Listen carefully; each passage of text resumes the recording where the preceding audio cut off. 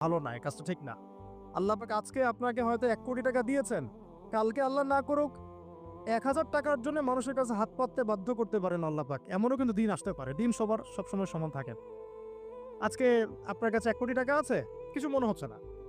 কালকে কে জানে আল্লাহ না করুক যে ১,০০০ টাকা কারো কাছে চাইতে হচ্ছে, ১,০০০ টাকার জন্য ঠকে গেছেন। হতে পারে না? রিজিককে মানুষ তাজিম না করলে রিজিক দূরে চলে যায়। দুটো বিষয় খেয়াল রাখবেন। দুটো বিষয়। এক হচ্ছে মাঝে, মাঝে মনের মধ্যে কিছু আমল করার ইচ্ছা আসে। আসে না? মনে হলো যে আচ্ছা একটু ১০ টা আয়াত পড়ি। মনে আসে না মাঝে, মাঝে এমন মনে হয় না? ওই সময় এই যে মনের মধ্যে যে এই ইরাদাটা জাগ্রত হওয়া, এটাকে আমরা বলি ওয়ারিদ। অন্য ভাষায় আপনি বলতে পারেন মেহমান। কি বলতে পারেন? এটা আল্লাহর পক্ষ থেকে আপনার কলবের মধ্যে মেহমান হিসেবে এসেছে। এখন আপনি যদি আমলটা করেন, সেই মেহমান বারবার আপনার কলবে আসবে।